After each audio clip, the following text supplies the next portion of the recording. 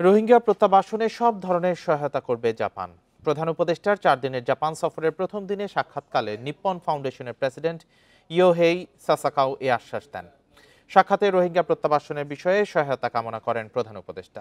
এছাড়া জাপানের সাবেক প্রধানমন্ত্রী এবং জাপান বাংলাদেশ পার্লামেন্টারি ফ্রেন্ডশিপ লীগের প্রেসিডেন্ট তারো আসোর সাথে সাক্ষাৎকালে দুদেশের মধ্যে অর্থনৈতিক অংশীদারিত্ব চুক্তি ইপিএ স্বাক্ষর বিষয়ে আলোচনা হয়। আগস্টের মধ্যে আলোচনা শেষ করে সেপ্টেম্বরে দুদেশের মধ্যে অর্থনৈতিক অংশীদারিত্ব চুক্তি স্বাক্ষর হবে বলে আশা করা হচ্ছে। স্বাক্ষর হলে জাপানই হবে বাংলাদেশের সাথে ইপিএ স্বাক্ষর করা প্রথম দেশ।